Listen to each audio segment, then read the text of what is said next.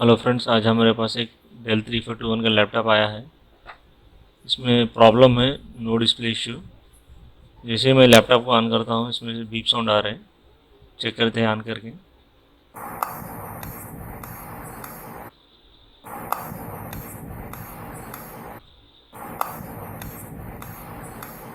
और laptop off हो जा रहा है। और according to Dell beep codes ये रैम एरर दिखा रहा था।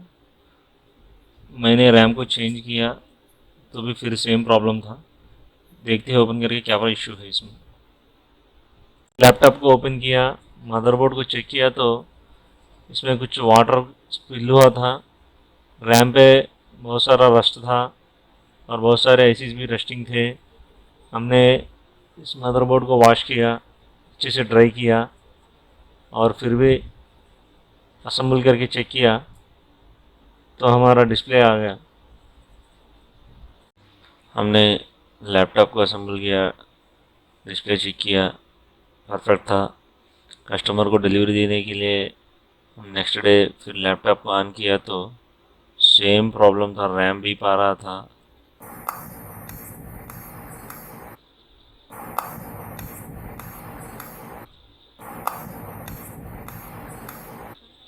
और लैपटॉप भी ऑफ हो जा रहा था। देखते हैं फिर भी ओपन करके इसमें क्या प्रॉब्लम है। दोस्तों, हमने लैपटॉप को रीअसेंबल किया और मदरबोर्ड को बाहर निकाला तो ऑन करके चेक किया तो वो 0.65 मिली एम्प्स ले रहा था डीसी पावर सप्लाई में। मेरे को शायद लगा कि रैम स्लॉट का इशू है या रैम का वोल्टेज इश्यूज है, तो मैंने वोल्टेज चेक किया रैम स्लॉट पे। दोस्तों, हमने चेक किया पिन नंबर 76 पे रैम का कोर वोल्टेज 1.5 वोल्ट्स 1.5 वोल्ट्स आ रहा था। और पिन नंबर 204 पे रैम का वीटीटी वोल्टेज चेक किया, 0.72 वोल्ट्स आ रहा था। और पिन नंबर 203 पे रैम का वीटीटी वोल्टेज चेक किया, 0.72 वोल्ट्स आ रहा था। और पिन नंबर 1 पे चेक किया तो 0.72 वोल्ट्स आ रहा था वीटीटी रेफरेंस। और पिन नंबर 199 पे एसपीडी वीडीडी के लिए चेक किया तो मेरे को 3.3 वोल्ट्स आ रहा था। सो मेरे रैम के पूरे वोल्टेजेस ठीक थे। दोस्तों, हमारे सारे रैम वोल्टेज ठीक थे। हमने डिसाइड किया कि सीपीयू के पावर रेल्स को चेक करेंगे ताकि पता चले हमें कुछ कम्युनिकेशन का कुछ प्रॉब्लम है, कुछ वोल्टेज का प्रॉब्लम है। दोस्तों, चेक करते हैं हमारे सीपीयू पावर रेल्स। मैंने मदरबोर्ड को ऑन किया और सीपीयू वीसीसी को वोल्टेज चेक किया तो 1.14 वोल्ट बन रहा था।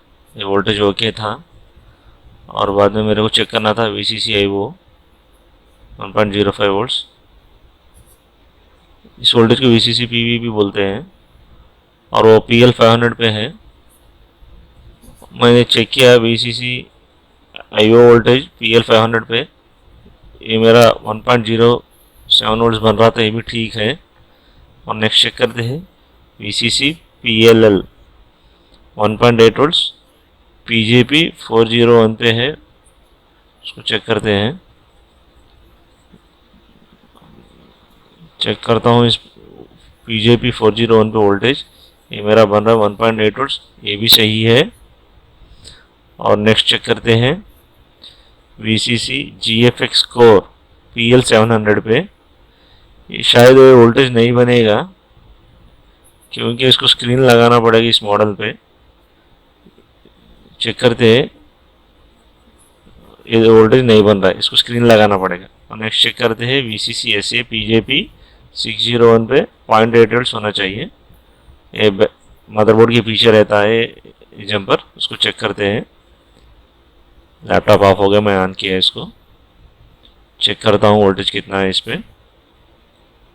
पीजेपी 601 पे मेरा 0.8 वोल्ट्स बन रहा है, 0.84 वोल्ट्स आ रहा है, ये भी सही वोल्टेज है।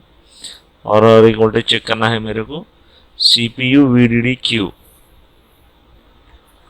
और वो वोल्टेज मेरे को QC3 मॉसफेट के सोर्स पे मिलेगा।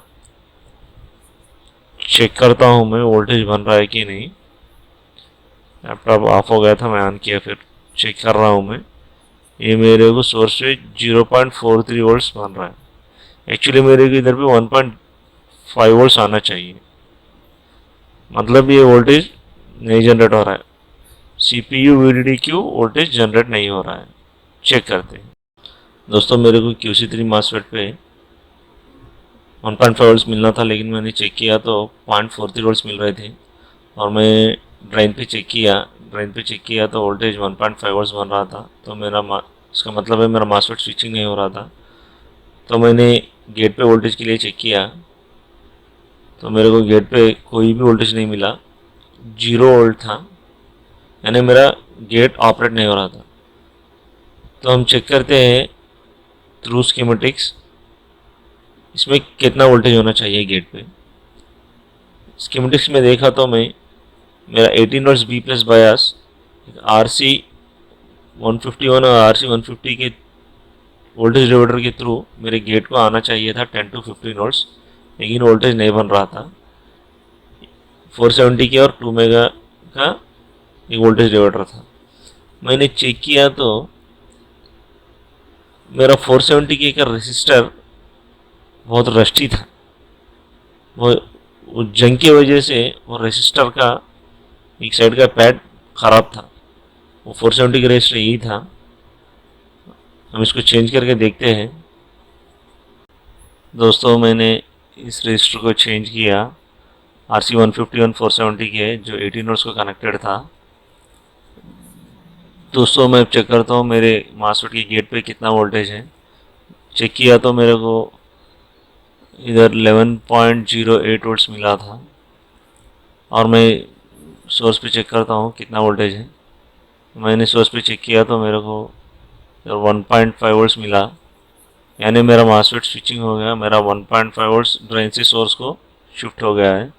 तो मेरा CPU VDDQ वोल्टेज जनरेट हो गया, 1.5 वोल्ट CPU VDDQ जनरेट हो गया। अब हम स्क्रीन लगा के चेक करते हैं दोस्तों। हमने स्क्रीन को अटैच किया और लैपटॉप को ऑन किया तो मेरा DC पावर सप्लाई 0.65 मिली एम्प्स तक जा रहा था और मेरा CPU VDDQ 1.5 वोल्ट्स जनरेट हो गया और मेरा डिस्प्ले भी आ गया।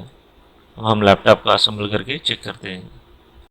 हमने लैपटॉप को असेंबल किया और ऑन किया तो लैपटॉप पावर ऑन हो गया और डिस्प्ले भी आने लगा और अच्छे से काम कर रहा था।